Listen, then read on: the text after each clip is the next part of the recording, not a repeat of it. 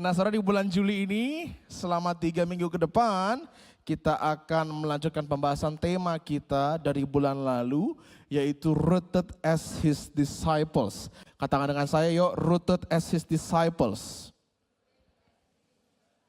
Yes, berakar sebagai murid Kristus. Nah, sekarang kita akan belajar bagian yang kedua, saudara, dari siri khotbah ini. Kalau bulan lalu kita berfokus di ayat 23, ya, kitab Lukas pasal 9 ayat 23, di bulan ini kita akan membahas 3 ayat berikutnya, yaitu sampai ayat 26. Yuk kita baca bersama-sama, yuk, kitab Lukas pasal 9 ayat 23 sampai 26. 1, 2, 3. Katanya kepada mereka semua, setiap orang yang mau mengikut aku, ia harus menyangkal dirinya, memikul salibnya setiap hari dan mengikut aku. Karena barang siapa mau menyelamatkan nyawanya, ia akan kehilangan nyawanya. Tetapi barang siapa kehilangan nyawanya karena aku, ia akan menyelamatkannya. Apa gunanya seorang memperoleh seluruh dunia tetapi ia membinasakan atau merugikan dirinya sendiri?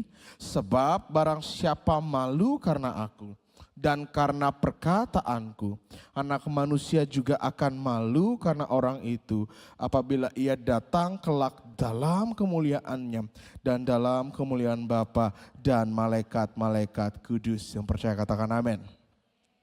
Nah, saudara, di bulan lalu kita belajar dari perkataan Yesus yang memberikan sebuah jalan atau sebuah cara bagaimana menjadi seorang pengikut atau murid Yesus yang sejati.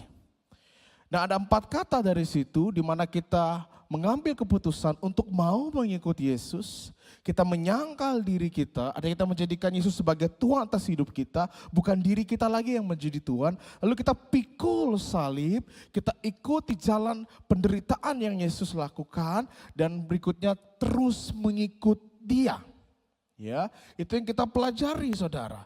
Nah, di ayat 24 sampai 26 ini, saudara, Yesus itu sedang memberikan sebuah alasan atau sedang memberikan sebuah kalimat penghiburan kalau bagi saya, atau sebuah motivasi.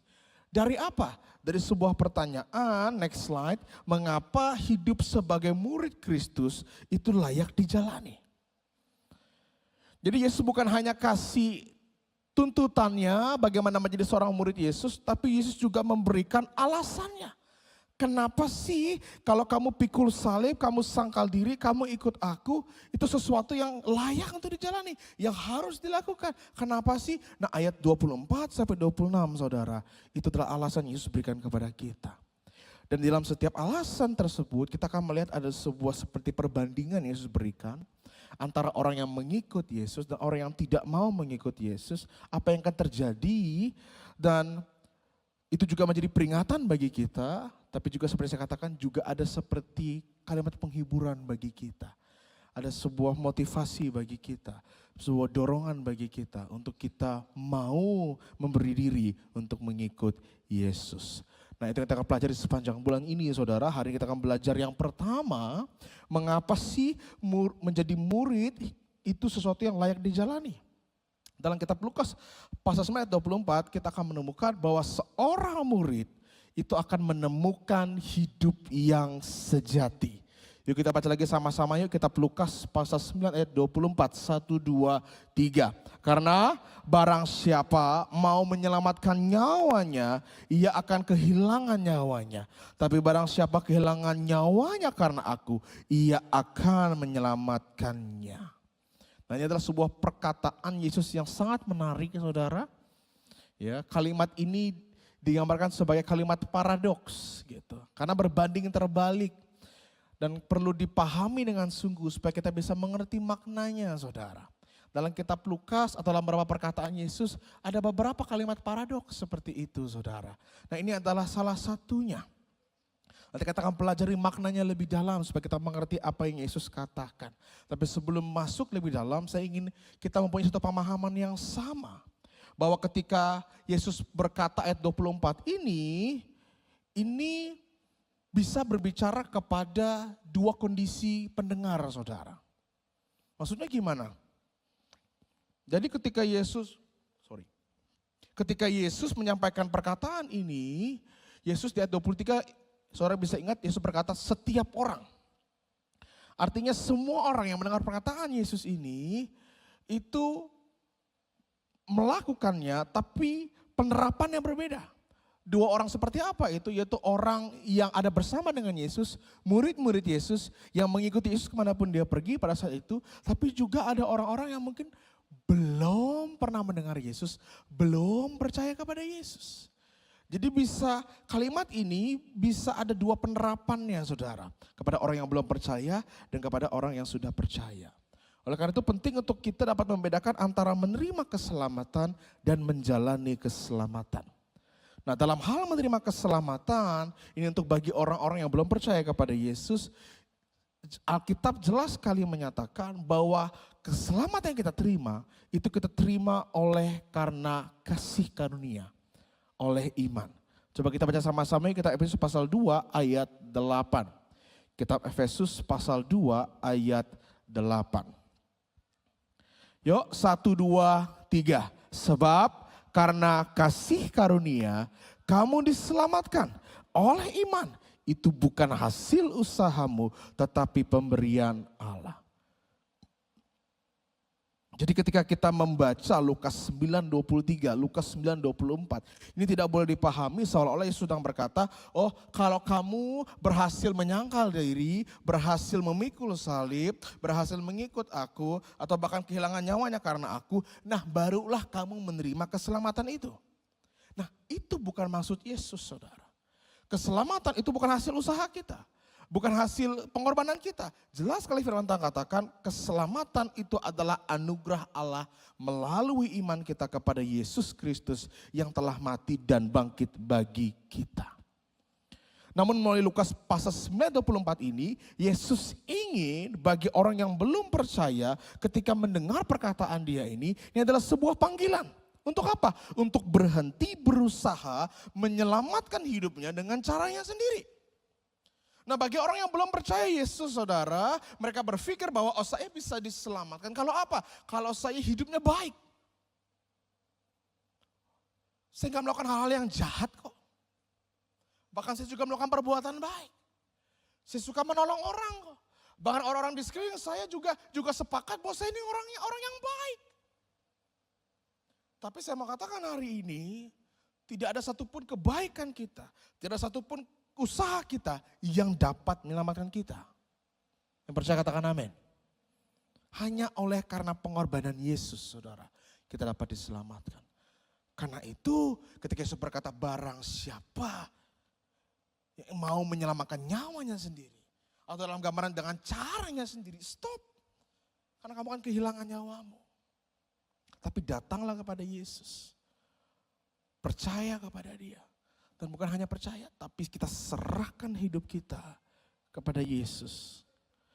Karena iman yang menyelamatkan, saudara, itu bukan hanya bicara tahu tentang Yesus. Bukan hanya bicara setuju tentang fakta-fakta Yesus. Oh Yesus adalah Allah yang turun ke dunia. Dia mati atas kayu salib untuk menebus dosa kita. Iman yang menyelamatkan bukan hanya tahu, bukan hanya setuju.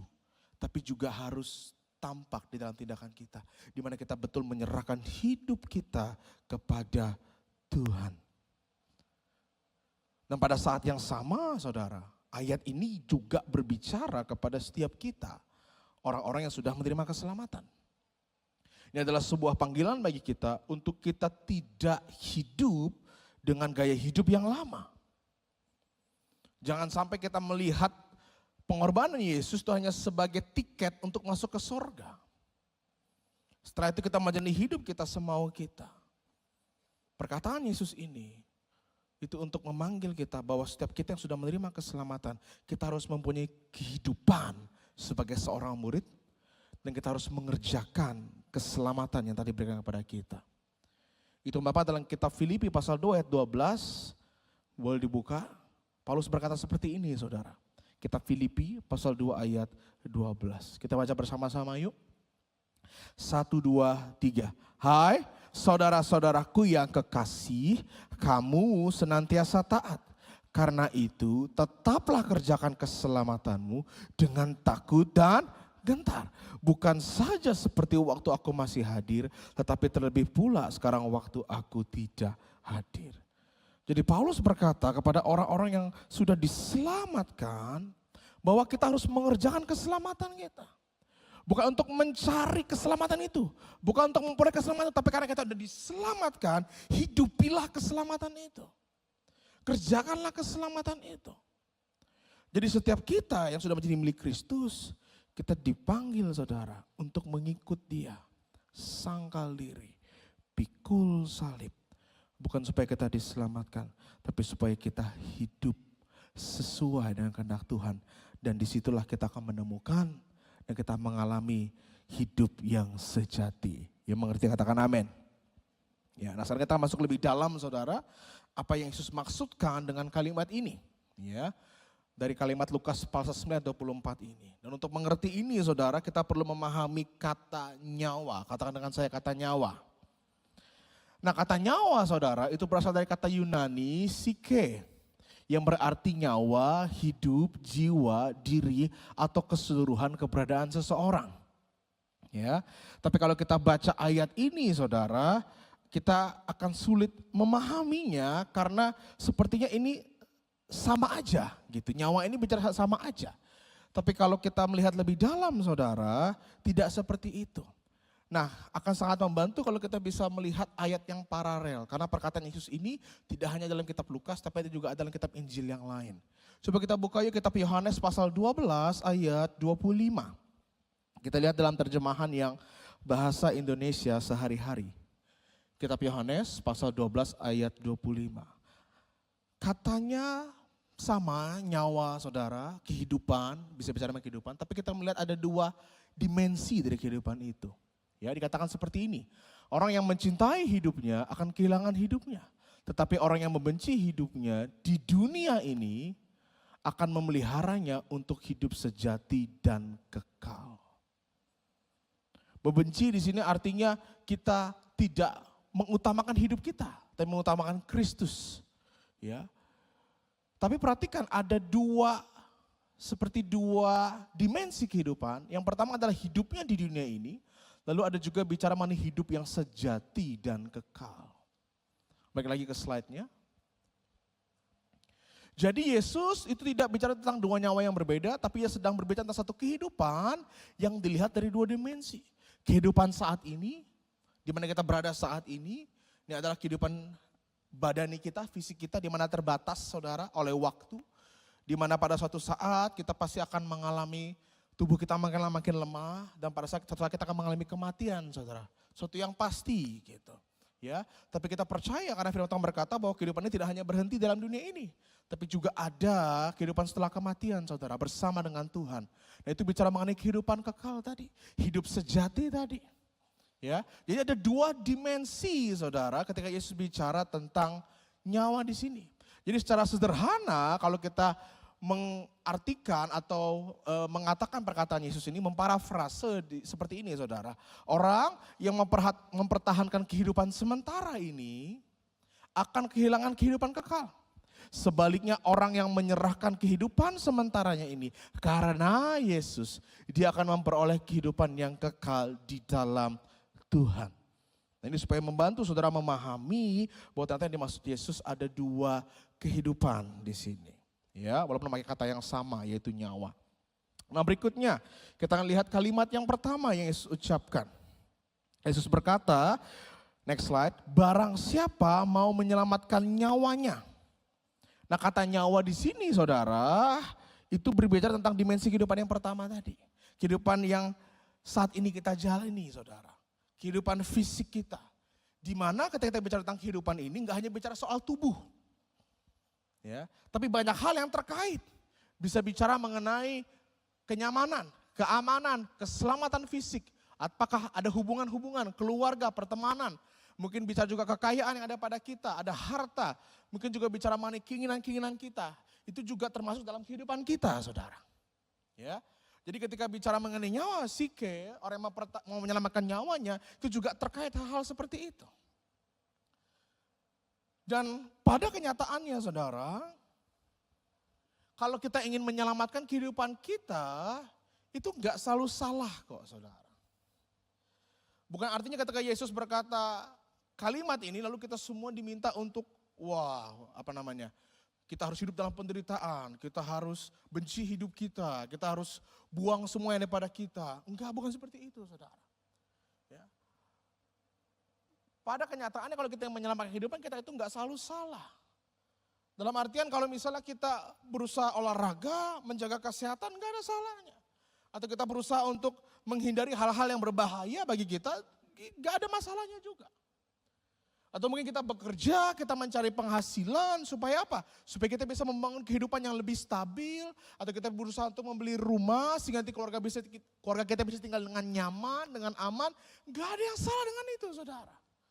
Mungkin saudara ingin menabung untuk perencanaan masa depan gitu. Supaya keluarga saudara punya keuangan yang lebih stabil, saudara punya keuangan yang lebih stabil. Enggak ada yang salah dengan itu saudara. Namun apa yang menjadi masalah di sini? Dalam hal menyelamatkan nyawa ini. Yang menjadi persoalan saudara, itu adalah ketika semua itu menjadi lebih penting daripada Yesus. Yang jadi persoalan saudara, ketika kita bicara mengenai kenyamanan, keamanan, mungkin keselamatan fisik kita, atau keinginan kita, itu jauh lebih penting daripada Yesus. Disitulah yang menjadi persoalan saudara. Ya mungkin ketika kita memulainya dengan sikap hati yang baik gitu. Tapi namanya hati ini bisa bengkok, bisa bergeser saudara. Dan ternyata lama-lama yang awalnya baik, kita ingin menjaga keluarga, mungkin menjaga harta benda kita ingin menjaga reputasi kita. Lama-lama ternyata dia menggeser posisi Kristus dalam kehidupan kita, malah dia menjadi hal yang utama. Lalu kita berkata yang penting hidupku aman, yang penting hidupku nyaman, yang penting apa yang menjadi keinginanku harus terjadi, yang penting reputasiku enggak rusak, yang penting kekayaanku enggak hilang. Dan kalau untuk menyelamatkan atau mempertahankan semua itu, lalu kita mulai berkata, enggak apa-apalah kompromi dikit-dikit dengan dosa, enggak masalah lah. Enggak merugikan orang lain kok. Enggak apa-apalah kompromi sedikit-sedikit. Ya. Kita mulai mungkin dari hal-hal yang kecil, saudara. Kita mulai kompromi dari hal-hal yang kecil. Kita berkata, oh kayak enggak merugikan orang lain lah. Kita mungkin sebagai anak-anak muda di sini, ya supaya bisa diterima oleh teman-teman kita mulai ikut pergaulan teman kita. Teman-teman kita pada minum, kita pada minum. Mabuk-mabukan. Supaya apa? Supaya bisa diterima di circle itu. Karena kita ingin diterima. Kita mulai apa? Kamu kurang keren kalau kamu gak ngerokok. Kalau semuanya mulai ngerokok. Kita mulai kompromi dengan nilai-nilai yang ada pada kita, nilai Kristus yang ada pada kita. Supaya apa? Supaya karena ada hal-hal yang lebih penting daripada Yesus yang harus saya dapatkan. Enggak apa-apa lah mungkin kayak saya tipu dikit gitu. Supaya margin keuntungan bisnis saya lebih besar. Enggak apa-apa lah tipu-tipu orang dikit. Dikit aja kok. Enggak banyak, hanya dikit aja kok. Kita mulai kompromi dengan hal-hal yang kecil saudara. Enggak apa-apa lah pesta aku pacaran dengan orang yang enggak satu iman. Yang enggak percaya kepada Yesus, enggak apa-apa lah. Yang penting kan aku happy. Lalu saudara menjalani hubungan itu dan pada akhirnya malah saudara yang meninggalkan Kristus. Karena hal tersebut. Itu mengapa ketika ada hal-hal yang lebih penting yang kita utamakan daripada Kristus saudara. Kadang mulai juga dari hal-hal yang kecil, tapi itu adalah gambaran dari perkataan Yesus. Ketika kita berusaha untuk menyelamatkan nyawa kita, mempertahankan kehidupan kita, itu berubah lagi menjadi kita yang lebih utama, kitanya. Itu mengapa ayat 23 kemarin kita pelajari, sangkal diri itu begitu penting. Kita tidak lagi mendapat kita sebagai Tuhan, kitanya yang lebih penting. Keamanan kita, kenyamanan kita, reputasi kita, itu jauh lebih penting daripada Kristus. Kita mulai kompromi kita mulai biarkan dosa, gak apa-apalah gitu. Yang penting saya bisa diterima kah, saya bisa mempunyai rasa kesenangan kah, saya bisa mempunyai kekayaan kah. Di situ saudara, itu gambaran orang-orang yang menyelamatkan hidupnya. Orang-orang yang mempertahankan hidupnya. Itu gambarannya. Lalu mungkin saudara bertanya, loh kalau gitu pastor, berarti kita semua yang dari sini akan kehilangan nyawanya dong. Karena saya yakin dan percaya kita semua pernah seperti itu. Betul? Kalau saudara baca dalam Alkitab, ada juga satu tokoh yang seperti itu. Siapa? Petrus. Petrus kenapa? Karena dia berusaha untuk mempertahankan keamanan hidupnya pada saat itu.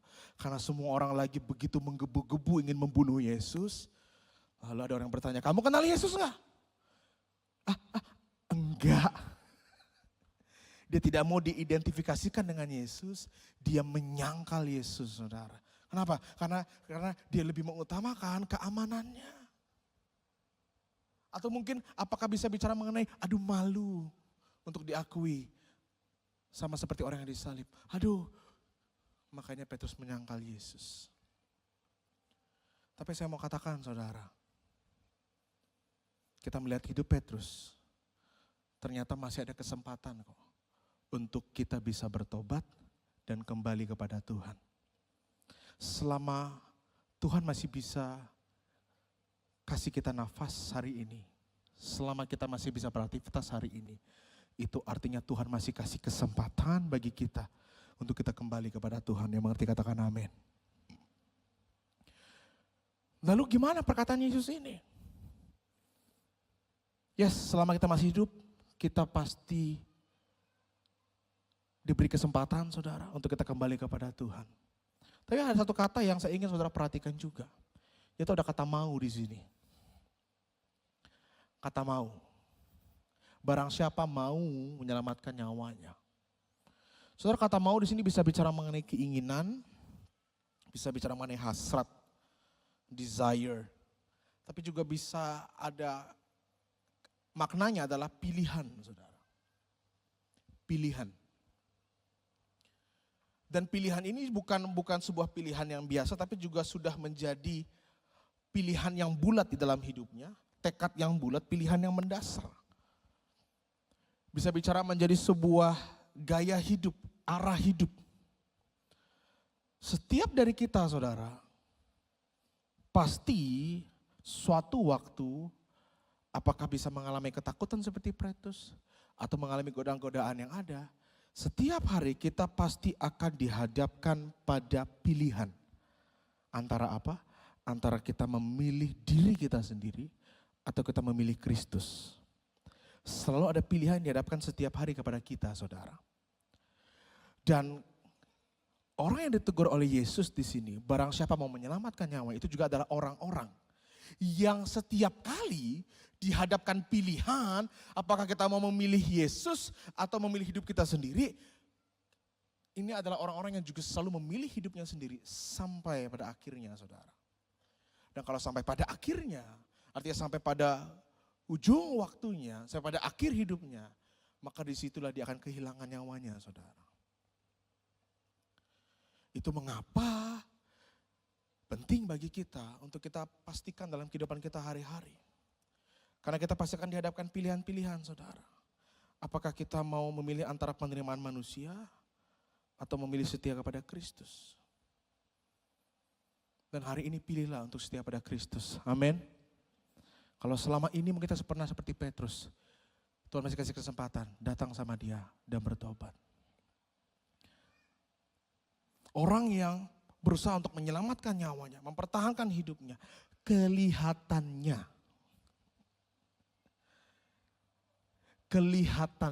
ia sedang menjaga hidupnya, tetapi menurut Yesus justru apa saudara?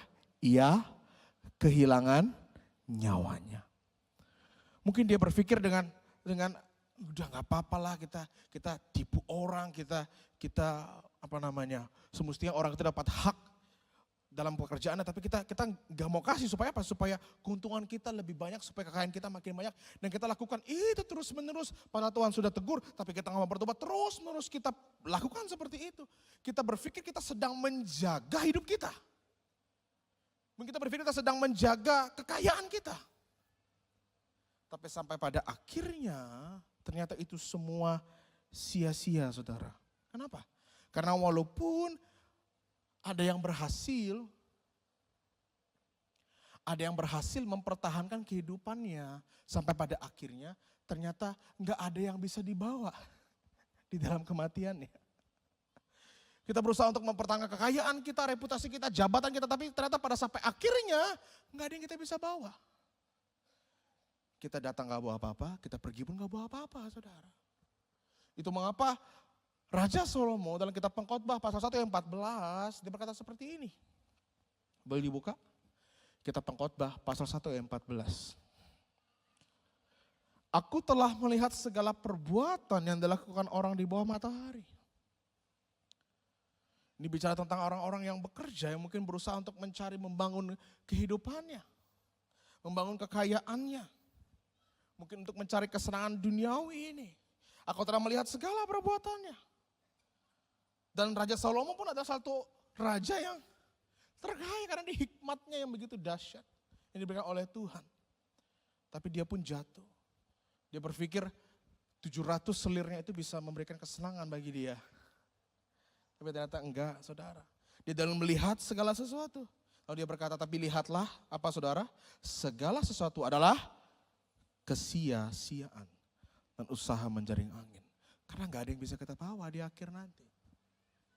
Apakah itu harta benda kita, apakah itu reputasi kita, apakah jabatan kita, enggak ada yang kita bisa bawa. Kelihatannya kita sedang jaga, tapi sebenarnya itu semua menjadi sia-sia, saudara. Itu sebenarnya kehilangan kehidupan kita. Dan banyak dari kita yang suka mungkin mempertahankan, apakah itu perilaku-perilaku yang tidak sesuai dengan kehendak Tuhan, kita kadang suka mempertahankan perbuatan-perbuatan dosa itu karena jujur saja dosa itu memberi kesenangan. Dosa itu enak, saudara. Gak bisa dipungkiri. Dosa itu enak. Tapi itu adalah kesenangan yang sesaat, saudara. Dan bukan hanya sesaat, tapi kesenangan yang menjerat. Kalau saudara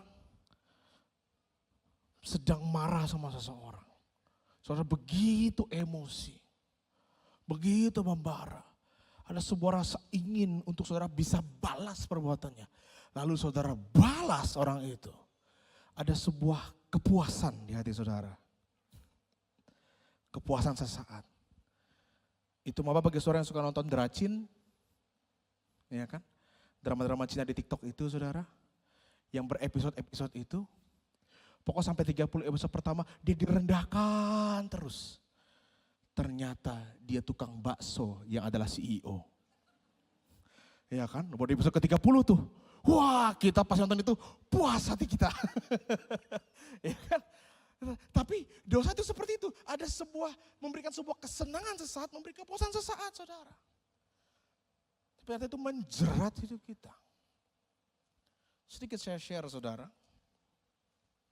Saya kenal pornografi itu di umur 6 SD, waktu saya kelas 6 SD, saudara. Di situ saya kenal pornografi, saudara. Oleh tetangga saya yang namanya Rahmat. Jadi rumah kami dempetan, jadi kalau saya main ke rumah dia selalu lewat genteng, saudara. Ya, karena sebelahan gitu.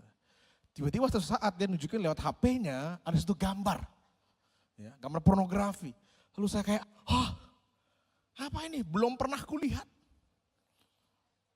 Belum pernah, wah kok tiba-tiba hati ini udah dugdak gitu ya. Melihat gambar itu. Ya. Lalu bukan sekali. Berapa kali ketemu, ditunjukin lagi. Kelas 6 SD, saudara. Terus setelah itu saya mulai kenal namanya onani, saudara. Oleh teman-teman sekolah diajarin, coba kayak gini loh, coba. Gitu. Akhirnya saya coba, ada sebuah kenikmatan. Karena onani itu, saudara. Dan akhirnya membuat saya ingin terus coba. Awalnya masih coba. Lalu setelah dengar firman Tuhan, ternyata tahu bahwa ini salah. Ini enggak benar. Ini enggak sesuai dengan kehendak Tuhan. Bahwa ini dosa. Apa yang terjadi? Terus lanjut, saudara. Kenapa? Karena enak. Dan saya kecanduan pornografi, kecanduan onani sampai bertahun-tahun, saudara. Dan gak bisa lepas. Begitu menjerat, saudara. Awalnya hanya coba. Tapi setelah itu dia menjerat kehidupan saya. Bertahun-tahun saya struggle di situ. Saya ketahuan nonton film porno sama bapak ibu 3 kali, saudara. Sebanyak itu. Tapi itulah dosa itu begitu, saudara. Begitu mengikat. Dan ini bisa membebaskan saya hanya karena kuasa darah Tuhan. Amin.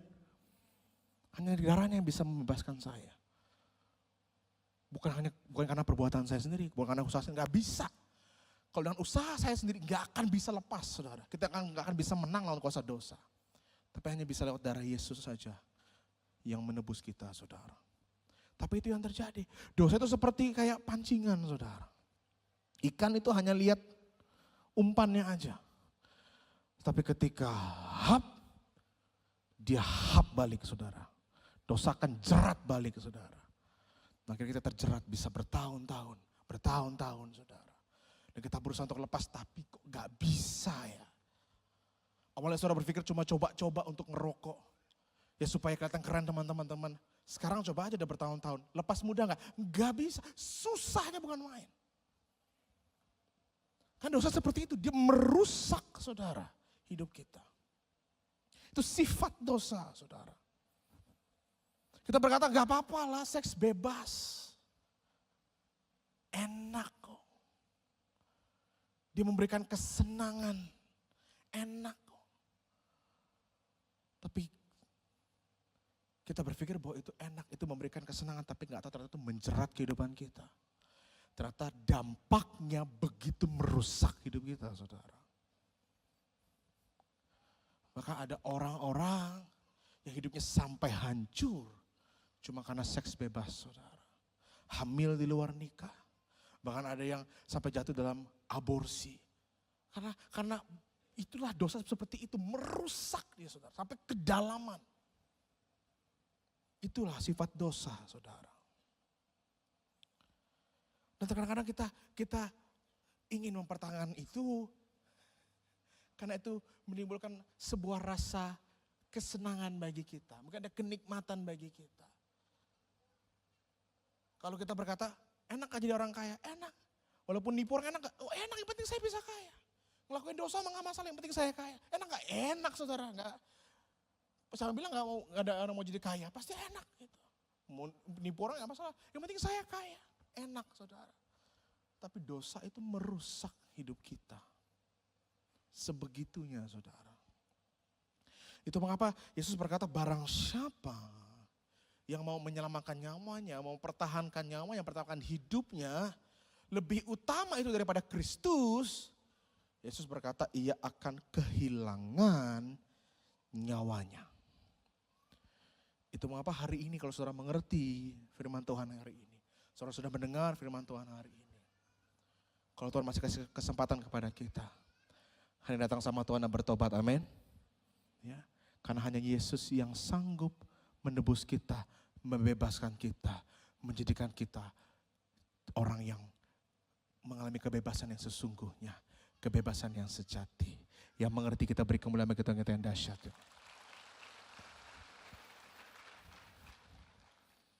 Berikutnya, satu Yesus masuk ke kalimat yang kedua, saudara. Tadi dalam kalimat yang pertama seperti kalimat peringatan kepada kita. Apa yang terjadi kalau kita nggak mau ikut Yesus? Di mana kita berusaha untuk mempertahankan nyawa kita. Mempertahankan kehidupan kita. Kita nggak mau sangkal diri, kita nggak mau pikul salib, kita nggak mau ikut dia. Maka terjadi adalah kita akan kehilangan nyawa kita, saudara. Nah berikutnya Yesus berkata lagi. Barang siapa kehilangan nyawanya, dan dibicara mengenai, next slide. Barang siapa kehilangan nyawanya, ini kalimat berikutnya saudara, ini bicara mengenai dimensi yang pertama tadi. Artinya ketika ada orang-orang yang, yes, ini bisa bicara mengenai kehilangan secara fisik saudara. Ada orang-orang yang memang hidupnya hilang atau benar-benar mati secara fisik, memang ada. Tapi saya mau katakan firman ini enggak hanya bicara mengenai kematian secara fisik saudara. Ya. Kehilangan hidup karena Kristus bukan hanya bicara mengenai kematian secara fisik. Namun kehilangan hidup karena Kristus dimulai melalui penyerahan diri yang kita jalani setiap hari. Seperti yang saya katakan tadi.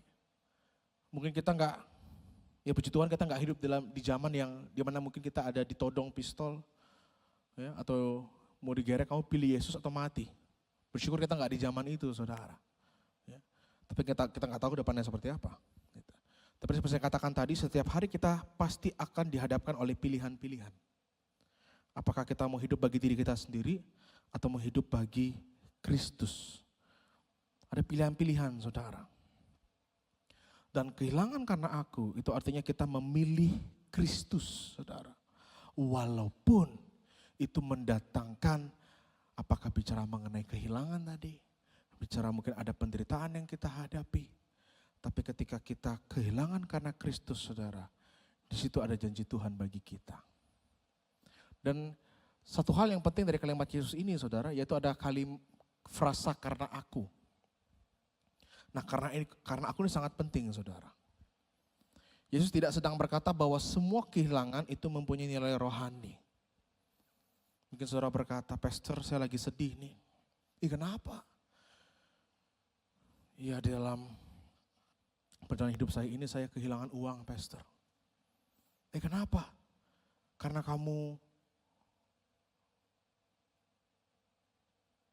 Kristus ya kamu kehilangan uang. Enggak Pastor, karena slot. Karena main judi. Itu bukan kehilangan karena Kristus. Itu kehilangan karena kesalahan kita sendiri, kebodohan kita sendiri.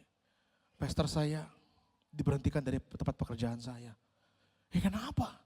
Karena kamu Kristen sendiri. Bukan Pastor, karena saya ada nilap uang perusahaan.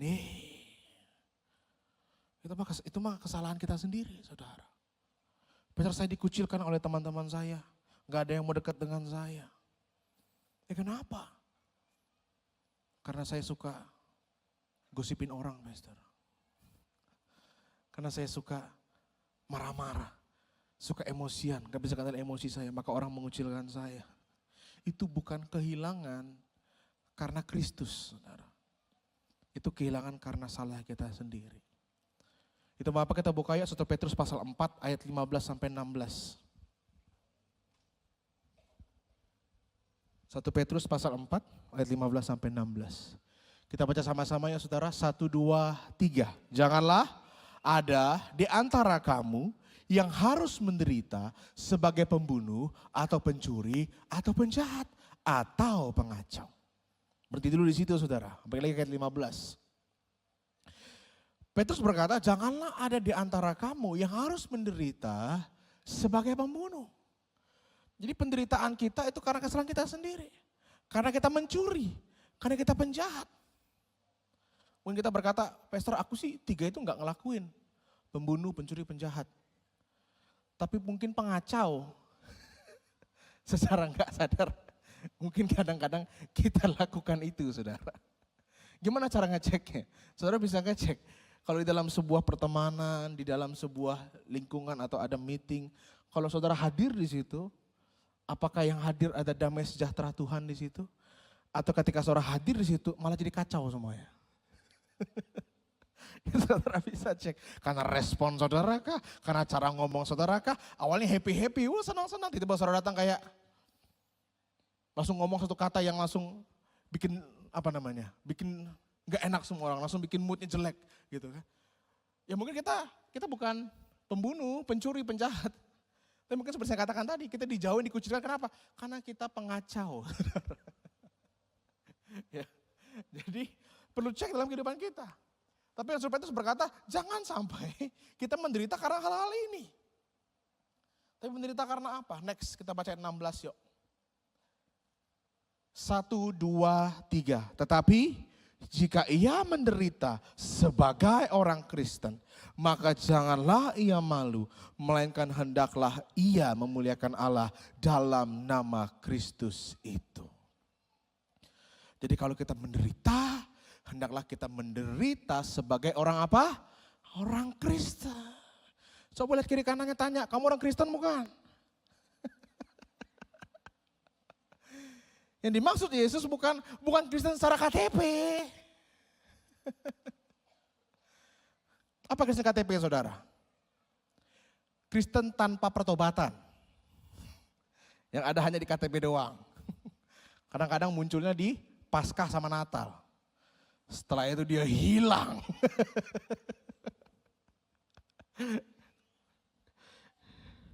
Tapi kalau kamu menderitalah sebagai orang Kristen. Apa artinya? Sebagai pengikut Kristus.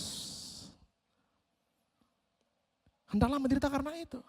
Bukan karena kita pengacau, bukan karena kita orang yang berbuat jahat, tapi hendaklah kita menderita sebagai pengikut Kristus. Maka dikatakan janganlah malu. Jangan malu. Jangan malu terhadap penderitaan yang saudara alami. Karena ketika saudara menderita karena Yesus, ada janji Tuhan bagi kita. Yang mengerti katakan amin. Ya. Jadi jelas sekali tadi, ada sebuah perbedaan. Dari Petrus pun juga jelas ada perbedaan. Ada penderitaan yang kita alami karena kesalahan kita sendiri. Dan memang ada penderitaan yang kita alami karena kesetiaan kita kepada Kristus. Jadi yang membuat sebuah kehilangan itu jadi sebuah bernilai atau dipandang oleh Tuhan, itu bukan karena seberapa besar rasa sakitnya, saudara. Yang membuat kehilangan itu bernilai atau dipandang Tuhan, itu karena alasan dibaliknya. Dan itu Yesus katakan, karena aku. Disitulah bahwa kehilangan itu dipandang oleh Tuhan, saudara. Ya. Nah, seperti apa bentuk-bentuknya, saudara? Kehilangan karena Yesus bisa berbicara kehilangan hak untuk memerintah hidup sendiri. Ini juga tadi yang saya bahas. Mungkin selama ini pokoknya kita yang paling utama.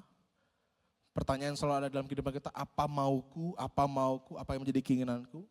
Tapi sekarang kalau Yesus yang memerintah hidup kita bukan lagi apa mauku, tapi mulai bertanya apa maumu Tuhan dalam kehidupanku. Mungkin selama ini kalau dalam mengambil keputusan, yang menjadi penentu dalam keputusan akhir hanya keinginan kita saja. Tapi mulailah berubah untuk dalam mengambil sebuah keputusan, saudara. Yang menjadi penentu adalah saudara datang sama Tuhan. Saudara belajar untuk tanya apa yang menjadi kehendak Tuhan. Gitu. Di situ, saudara. Lalu apa lagi? Kehilangan karena Yesus itu berbicara kehilangan karena kehidupan lama yang dikuasai oleh dosa. Kadang-kadang melepaskan dosa terasa seperti kehilangan, saudara. Kok bisa?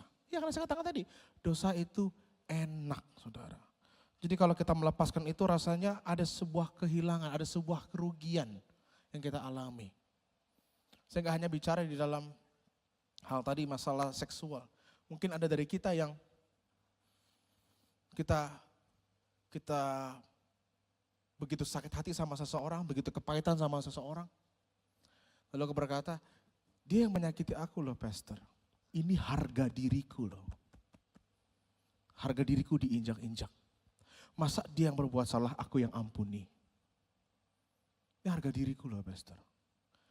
Kita berpikir kita sedang menjaga harga diri kita dengan gak mau lepaskan pengampunan itu. Tapi ternyata saudara, ketika kita menjaga itu, ternyata malah hidup kita yang hancur, saudara. Dianya sih enak-enak aja, tapi kita yang jadi kesulitan. Dan kadang-kadang saudara kalau kita nggak lepaskan pengampunan itu ya, kadang-kadang sulit loh bagi kita untuk menerima berkat. Saya ulangi sekali lagi. Kadang-kadang kalau kita sulit untuk lepaskan pengampunan, kadang-kadang sulit untuk kita menerima berkat dari Tuhan. Kenapa? Karena terkadang Tuhan bisa pakai orang yang menyakiti kita untuk menjadi saluran berkat bagi kita. Bisa nggak? Bisa. Tapi karena kita gak suka sama orang itu. Lalu kita berkata, saya gak mau terima pemberian kamu. Tapi padahal di situ Tuhan sedang memberkati kita melalui orang itu. Tapi karena kita menyimpan kepahitan, kita nggak bisa terima berkatnya Tuhan. Kita berusaha kadang-kadang merasa ini harga diriku. Dan kita nggak mau lepaskan itu. Karena seperti ada sebuah kerugian kalau saya mengampuni orang itu. Ada sebuah kehilangan kalau saya mengampuni orang itu. Tapi itu adalah kehidupan lama yang memang harus hilang atas hidup kita. Harus kedagingan kita yang harus hilang atas hidup kita, saudara. Next, ada keuntungan dunia. Kehilangan karena Yesus juga berbicara karena kehilangan keuntungan dunia. Ada orang-orang yang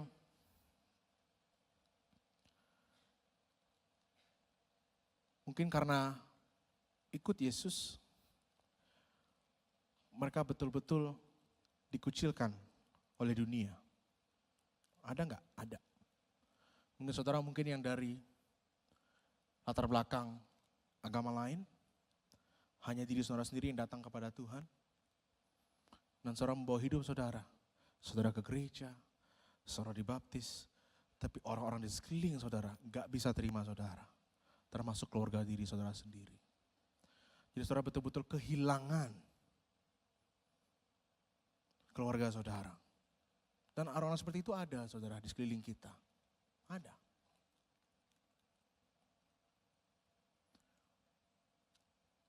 Dan bahkan tadi pagi setelah saya khotbah, ada yang langsung datang kepada saya. Masih kecil saudara. Masih SMP. Tapi tidak datang sama Tuhan. Dia tahu Tuhan panggil dia. Tapi karena dia dari latar belakang yang lain, hanya dia sendiri. Teman-teman sekolahnya membuli dia saudara. Karena dia memilih untuk jadi Kristen. Teman-teman dia ngejek dia.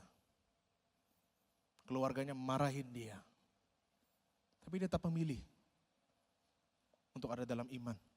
Untuk berjalan dalam iman. Itu bukan keputusan yang mudah saudara. Tapi seperti itulah kehilangan. Karena Kristus. Mungkin kalau saudara juga mungkin yang punya bisnis. Mungkin saudara mungkin bisa kehilangan profit saudara mungkin. Tapi karena saudara mau jujur, saudara mau integritas di hadapan Tuhan. Dan Tuhan melihat itu. Amin. Tuhan melihat itu. Itu apa dia katakan saudara. Kita bersyukur karena ternyata ayat ini gak berhenti hanya kepada kehilangan saja. Barang siapa kehilangan nyawanya karena aku. Kita bersyukur kehilangan tidak pernah jadi akhir dalam perjalanan kita bersama dengan Yesus. Amin. Kehilangan adalah awal untuk kita menerima janji Tuhan yang begitu besar dalam hidup kita. Untuk kita menerima yang terbaik dari Tuhan dalam hidup kita. Maka Yesus berkata, barang siapa kehilangan nyawanya karena aku, apa saudara? Ia akan menyelamatkan nyawanya. Dan kita bersyukur sama Tuhan. Karena itu yang terjadi dalam kehidupan kita saudara. Ketika kita kehilangan karena Kristus, ternyata ada janji Tuhan yang disediakan bagi kita. Di mana kita akan menemukan hidup yang sejati itu. Ketika menyelamatkan nyawanya di sini, artinya kita sekarang memperoleh kehidupan yang sejati itu. Hidup sejati saudara itu bukan bicara mengenai sekedar hidup panjang. Hidup sejati bukan bicara mengenai sekedar hidup nyaman. Hidup sejati itu bukan berarti semua keinginan kita terpenuhi, semua rencana berhasil, gak ada penderitaan. Bukan itu hidup sejati saudara. Tapi hidup yang sejati ketika kita mau ikut Yesus, kehilangan karena Yesus, itu adalah hidup sejati yang kita terima adalah hidup yang dimana kita kembali, next slide. Dimana kita kembali saudara kepada tujuan Allah. Itu adalah hidup yang sejati itu. Mungkin kita berpikir dengan segala kekayaan yang kita punya, dengan segala reputasi yang kita punya, kita berpikir bahwa nah inilah yang bisa memberikan aku kebahagiaan yang sejati. Mungkin kita berpikir seperti itu saudara. Tapi saya mau katakan hari ini, banyak orang yang sudah mempunyai kekayaan, banyak orang yang sudah mempunyai reputasi setinggi-tingginya, tapi ternyata ada yang kosong juga dalam hidupnya. Ada kekosongan. Kenapa? Karena kekosongan itu gak bisa diisi dengan kekayaan, gak bisa diisi dengan jabatan, Kekosongan itu gak bisa diisi dengan cinta. Ada orang yang gonta-ganti pacar. Kenapa? Karena ada sebuah kekosongan dalam hatinya. Berusaha mengisi ada yang kosong dalam hatinya. Dan saudara lakukan segala cara. Ada yang bahkan sampai narkoba. Kenapa? Karena supaya bisa terlepas dari semua ini. Karena ada yang kosong dalam hidupnya. Dan itu gak akan bisa diisi oleh apapun. Itu hanya akan bisa dipulihkan, hanya bisa terpenuhi ketika kita bertemu, ketika kita terkoneksi kembali dengan pencipta kita yang mengerti, katakan amin. Ketika terhubung kembali dengan tujuan Allah menciptakan kita. Mik ini saudara, pencipta mik ini punya tujuan atas mik ini. Itu mengapa ada bentuk khususnya seperti ini. Itu mengapa mik ini bentuknya gak kayak simbal gitu. Saya pegang gini mik ngomong, enggak. Tapi kenapa dia bentuk ini? Karena ada purpose-nya saudara. Tapi karena mungkin kita melihat bentuknya ini kayak ulukan sambal, kita bawa pulang kita jadi ngulek sambal. Bisa gak pakai ini? Bisa saudara. Tapi gak sesuai dengan tujuan yang diciptakan. Itu mengapa ada yang namanya abuse. Ada yang tahu abuse? Abuse itu saudara artinya abnormal use. Penggunaan yang tidak sesuai atau yang tidak semestinya. Kalau mic ini saya pakai untuk ngulek sambal di rumah, bisa sih. Tapi kita akan berkata it's abuse. Itu adalah abnormal use karena itu penggunaan yang tidak semestinya. Kalau saya pakai mic ini untuk ketok kepala orang bisa nggak? Bisa saudara. Tapi bukan ini tujuannya. Ini ada purpose khusus untuk memancarkan suara. Sehingga saudara bisa mendengar dengan baik, dengan jernih. Ada tujuannya. Kalau ini saya pakai seperti ini untuk ngomong kepada saudara, baru ini adalah penggunaan yang semestinya. Betul ya?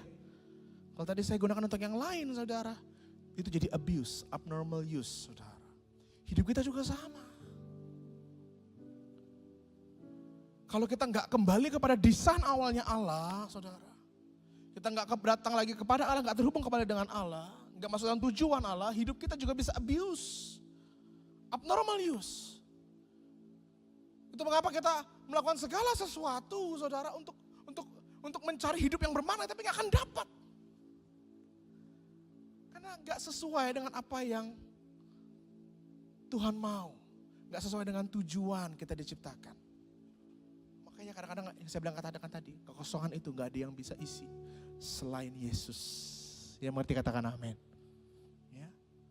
Jadi hidup yang sejati saudara, ketika kita mau mengikut Yesus, sangkal diri, pikul salib, bahkan kehilangan karena dia, kita akan memulai hidup yang sejati. Itu hidup yang kembali kepada tujuan Allah. Hidup yang sejati juga bicara hidup yang tidak lagi diperbudak oleh dosa. Yang tidak lagi dikendalikan oleh ego. Tidak lagi dikuasai oleh keinginan daging. Tidak lagi berpusat pada diri sendiri. Itu adalah hidup yang sejati saudara. Hidup sejati adalah hidup yang diserahkan kepada Kristus, dipimpin oleh kehendaknya dan diarahkan untuk kemuliaan Allah. Siapa yang ingin menerima hidup yang sejati? Boleh angkat tangannya. Bilang kiri kanannya, ikut Yesus.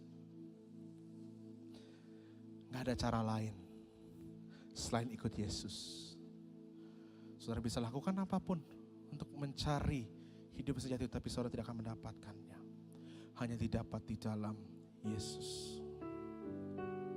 Dan sebelum selesai, saudara, saya ingin memberikan sebuah ayat penghiburan juga bagi saudara. Tadi tiba-tiba Roh Kudus ingatkan satu ayat kepada saya. Untuk mungkin saudara yang sedang dalam perjalanan kesendirian saudara. Saudara benar-benar kehilangan dalam hidup saudara. Kehilangan keluarga saudara. Karena sudah ikut Yesus. Mungkin bicara juga mengenai pekerjaan saudara. Mungkin pertemanan saudara karena ikut Yesus. Tapi ada sebuah ayat penghiburan bagi setiap kita. Kita buka yuk. Ini khusus ibadah 4 nih. Saya gak tahu kenapa Yesus Roh Kudus kasih di ibadah 4 nih. Coba kita baca yuk, kita Matius pasal 19 ayat 29. Kita Matius pasal 19 ayat 29. Boleh dalam terjemahan BIS-nya. Dalam terjemahan bahasa Indonesia sehari-hari. Kita baca bersama-sama yuk. 1, 2, 3. Dan setiap orang yang sudah meninggalkan rumah atau saudara laki-laki, atau perempuan, atau ibu bapak, atau anak-anak, atau ladang karena aku. Orang itu akan apa? Menerima kembali 100 kali lipat. Dan ia akan menerima juga hidup yang sejati dan kekal itu. Yang percaya katakan. Kita beri kemuliaan bagi Tuhan yang dahsyat ya saudara. Tapi ini sebuah peneguhan bagi kita hari ini. Ketika kita ikut Yesus, kita sangkal diri, kita pikul salib. Mungkin kita bisa kehilangan beberapa hal dalam hidup kita ketika kita mau setia kepada Kristus. Tapi hari ini Yesus katakan, yes, kalau kita bahkan meninggalkan rumah, saudara laki-laki kita, orang tua, ibu bapak, anak-anak, atau ladang, bisa bicara mengenai pekerjaan, bisa bicara mengenai lingkungan saudara. Saudara dikucilkan, ditinggalkan karena Yesus, percaya dengan iman bahwa orang itu dikatakan akan menerima kembali berapa? 100 kali lipat. Dan dia akan juga menerima hidup sejati dan kekal. Makin semangat ikut Yesus. Amin. Yang mau ikut Yesus sekali lagi kita beri kemuliaan bagi Tuhan yang dahsyat saudara.